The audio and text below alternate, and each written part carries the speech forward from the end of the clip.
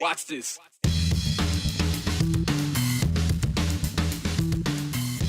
Boise spent nearly a year planning a pilot program to catch drivers running red lights. But a new state law put the brakes on the whole thing. We'll show you how the city is rerouting. Everything I try to do is very positive. It's promoting the city, promoting the state, promoting the beauty around us, and I've never tried to do anything that was to tear anybody down. Which is kind of the opposite of what happened to Ward Hooper this weekend. The Boise artist got his first taste of cancel culture over a poster he created meant to be complimentary of the Basque community, not controversial. It's difficult to believe it's been 7 years since Goatapalooza, when dozens of billies and nannies ate their way through a West Boise neighborhood. Can't believe it either? Well, we have the video to prove it. In another law that seems to have been aimed directly in Boise's direction, think rental fees and flags, a pilot program to catch red light runners in the City of Trees has been given the no-go by state legislators. It was an idea that got the green light last fall, but because of last session's Senate Bill 1180, Boise's red light camera program has now been given the full stop. This has to do with the method of catching those moving violators, which would be the automated license plate readers. And so now let's bring in Abby Wilt here. So the law is meant to limit how these license plate readers can be used, right? Yes, that is correct, Brian. So Senate Bill 1180 says automated license plate readers can only aid in police investigations. So if someone with a warrant drives through an intersection and the plate reader picks it up, police can use that information to find that person. But if somebody runs a red light at that same intersection, the license plate readers are off limits. The City of Boise's Traffic Fatality Safety Review Task Force analyzed all fatal crashes in the city in 2024 and found most were caused by driving under the influence, speeding, and running red lights. That's why the city then rolled up their red light camera pilot program, which would have installed 2 to 4 cameras at busy Boise intersections by the end of 2025. The city was doing it as a test to see if it actually deterred people from running red lights. But while the city was brainstorming the program, the Senate was analyzing this bill in its Transportation Committee, getting mixed reviews from the public. Some say it's a violation of privacy to film and keep license plate.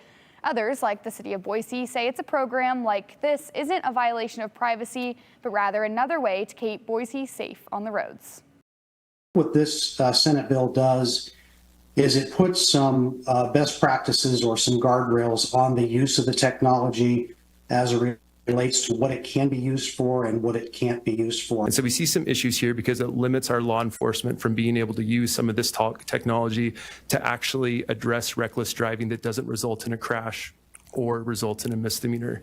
Senate Bill 1180 went into effect July 1st, meaning cameras on the roads can only be used for more severe crimes, not just general traffic citations like running red lights. The City of Boise's legal team went over the bill and determined installing red light cameras now doesn't fit within the law. The City of Nampa and Meridian both do have cameras installed throughout town like this, but Boise says theirs are not used for general traffic stops, just misdemeanors or more serious crimes. We did reach out to those two cities. We have not heard back yet. And the city says they don't have any intention on bringing the program back, but they're still brainstorming how to keep the roads safer in a way that is safe under the law. Okay, so you mentioned those other two cities that have it. That would be Nampa and Meridian. Despite the population of these areas, the Idaho Statesman looked into this just, I guess, earlier this week or last week about this and saying that they did find that citations have gone down in these cities, though. Despite hundreds of citations still being issued, it's actually been a decrease with the population growing. So it is still a concern out there when it comes to running red lights. Yeah, Boise says those two cities have seen a lot of success with having those red light cameras that does kind of deter people from running red lights. So we'll see. So is there a chance they could figure out another way to do this that doesn't involve cameras other than posting cops at intersections? They're brainstorming. All right. That's all they said. So we'll see. Okay. Thanks, Abby. All right, you may have seen this over the weekend, maybe scrolling the socials over your Sunday morning coffee, and it may have caused you to spit some of that coffee out. You see, Hialdi was held this weekend, as you probably know, both in downtown Boise and at Expo Idaho in Garden City. And it was at the former, at the Expo Idaho, where someone on Reddit saw a poster and decided to, well, post this. With the header, Hialdi Festival used Nazi poster, ? And they went on to explain how the Basque poster reminded them of a famous Nazi propaganda poster, pointing out the many similarities, like the hair, the hand on the flag, and of course on the hip, and of course the smile too. Except the Basque block poster was not created for Hialdi, nor was it new. And for those who have been around Boise for a while, well, you might recognize the handiwork of Ward Hooper. He created the Basque block poster more than 20 years ago, and he had no idea then it would be getting the attention it got this weekend. In fact, several of the responses on the Reddit thread called it, at best, an unintended consequence for someone who doesn't know their history, or at worst, the intentional slight on the Basque community, considering what happened with the bombing of Guernica in 1937. Basically a subliminal slap in the face. Ward Hooper says it's neither of those. And we know this because we asked him about it. Step inside Ward Hooper's shop and you quickly get an idea of his style. Like I do an Art Nouveau version of Warm Springs, and that's taking a French poster and flipping it on its head. I've done Art Deco posters where I'll take it and flip it around and make it something that has to do with Boise. Flipping things is the foundation of what Ward does, which is what he did back in the early 2000s when he wanted to highlight the newly created Basque block in Boise. I purposely looked for an image that I could take and flip. Ward says he found it in Ludwig Holbein's pro-Nazi poster from 1935. He took it and flipped it, literally and figuratively. The Basque block poster, from the flag to the smile to the hand, is a mirror image of the Nazi poster. But Ward says so is the message. I looked at it as giving a middle finger to the fascists and the Nazis, and to take an image that they were so proud of and turning it into something. I think what would make a Nazi the most upset is that you took one of their images and turned it and were promoting something as awesome as the Basque community and Guernica and the whole idea of that. So I wasn't trying to get any kind of controversial idea. I was just trying to say, hey, how can I take something that happened negatively to Guernica and turn it into something that's really positive? That's all I was doing. The reaction from this weekend, what does that say? What did you think of it? I was just like dumbfounded. I had no idea that something that I had done 20 odd years ago with a completely different concept behind it had been turned into such a nasty, negative, dirty thing. So it was really kind of took me back. And it caused Ward to take the poster off his shelves and website. I understand that people are offended by it, and as soon as I saw that in today's light that it was offensive, I took it down. I thought, I'm not going to deal with this. I don't even want to deal with having to answer questions about it, because I know what my heart was doing when I did it, but other people are going to construe it any way they want to do it, and I can't be responsible for the way what they cast upon it. All I can tell you is what I was thinking when I did it. Does that mean you won't sell it anymore? No, it won't be sold. I won't do anything with it. It's just, it's heartbreaking for me that I have to put stuff away like that and kind of put it to bed. But I don't like negativity in my life, and I don't want to have anybody come in here and feel that they're offended by anything. So if anybody is offended, I apologize. Wasn't meant that way. Totally understand that you might think I was up to something, but I'm not that kind of person. And you can tell Ward's a little bit upset by this. I mean, this is his art, his creation. Ward told us he's disappointed, but not surprised by the reaction this weekend, given the current political climate.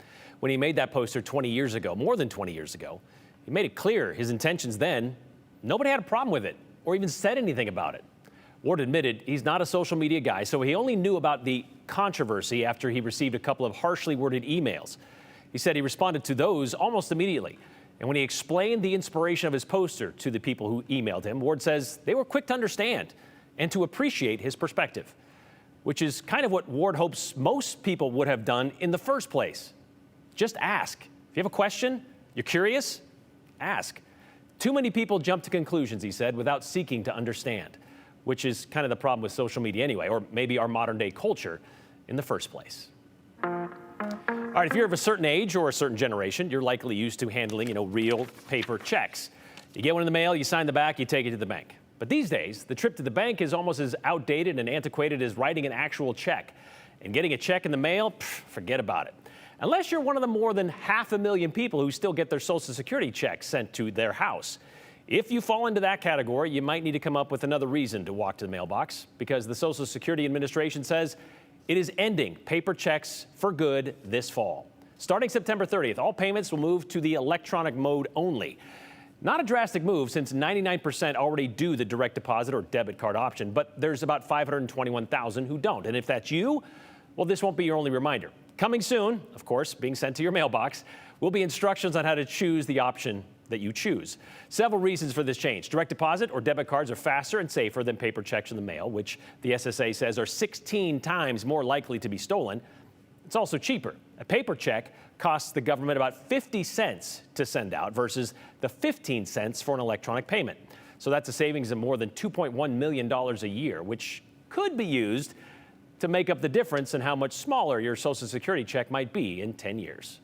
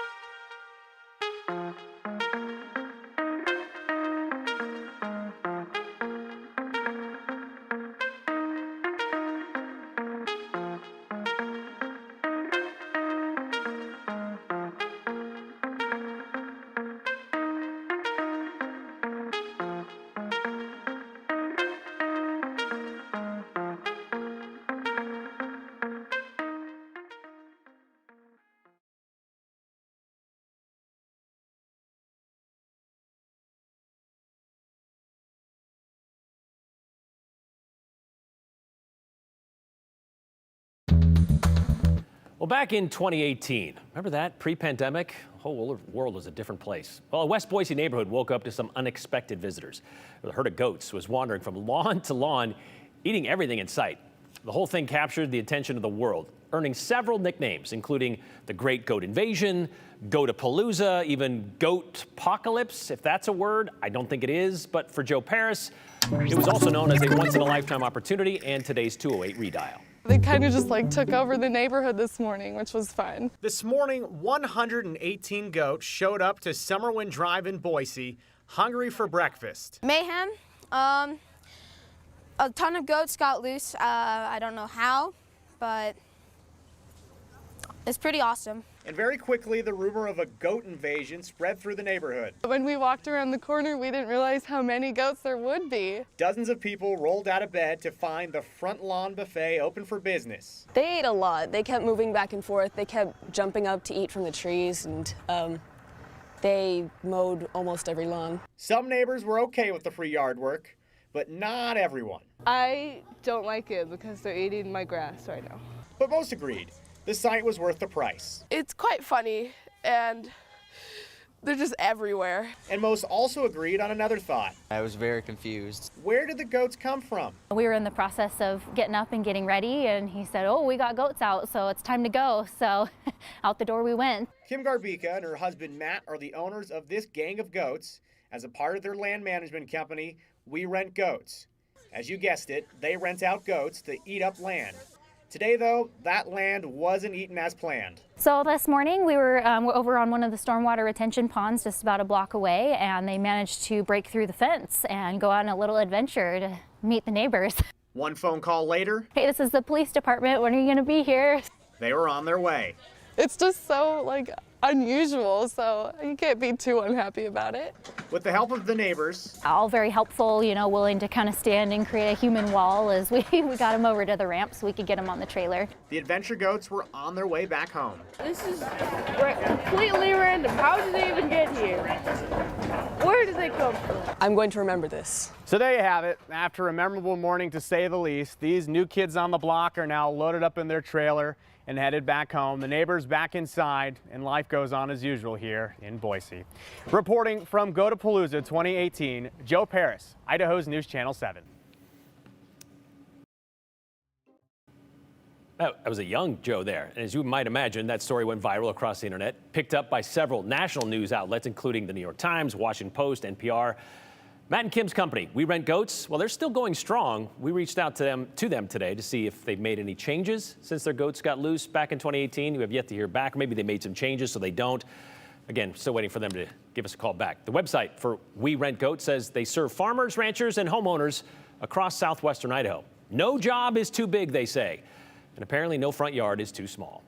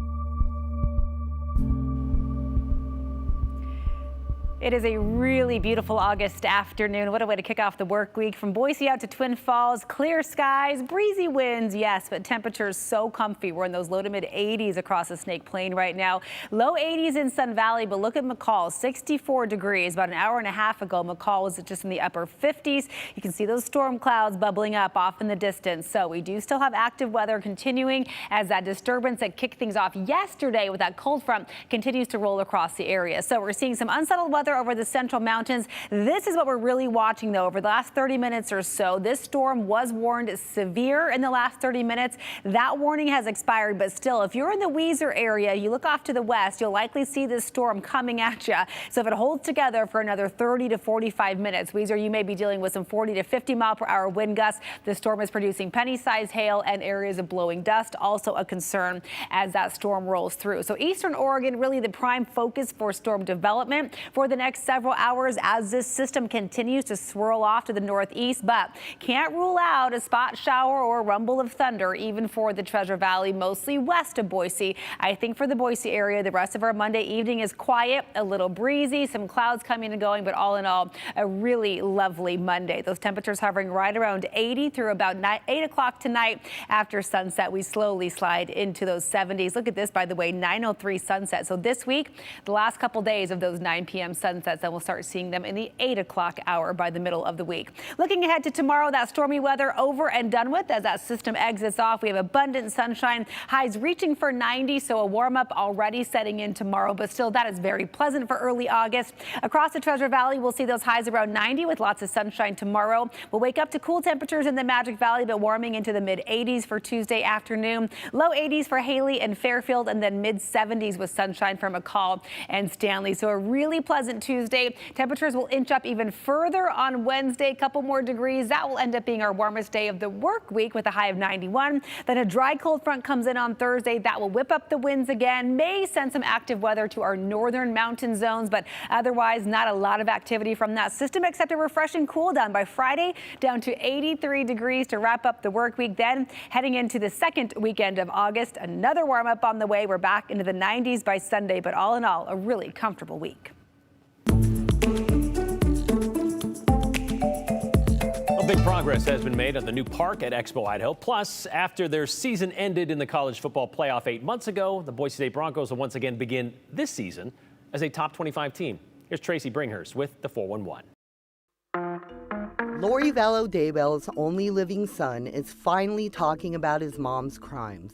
Daybell was found guilty in the deaths of her 2 youngest children and a romantic rival. She received life sentences in Idaho for the murders. Last month, a Phoenix judge sentenced her to an additional life sentence with parole after 25 years. For the first time since the sentencing, her son, Colby Ryan, opened up about the experience of speaking at the sentencing. Ryan, who was dealing with health problems at the time, says he is glad he could take part in the hearing virtually. Like in any other setting, I could talk about Tylee and JJ or like my family or anything like that, and not every time I'm gonna be triggered to like cry. But every time I'm like reading a statement, it's just so real in that moment and you're talking to that person, and that's hard. And I feel like a part of me wanted to be there, and then maybe there's a reason why I wasn't, but I felt like I said what I needed to say, and that was it. I just tried to close the book on it. Ryan also says there is no reason for Daybell to be a part of his life going forward. A few hundred members of the Idaho 5051 movement gathered at the state capitol on Saturday to again voice their opposition to the Trump administration. The Rage Against the Regime protest in Boise was one of multiple held across the country. The group criticized the Trump administration's policies, pointing to the economic impacts of tariffs and recent cuts to federal programs and grants. They say they are hurting working-class Idahoans. Number one is to get our representatives in Congress to take back the power of the purse and fund the programs that they are federally mandated to fund so that government can function and provide the supports to the people. For me personally, I want to see the restoration of federal funds to our food banks that are immediately and negatively impacting the hungry in the state. The movement's immediate goals center around calling on lawmakers to restore federal funding.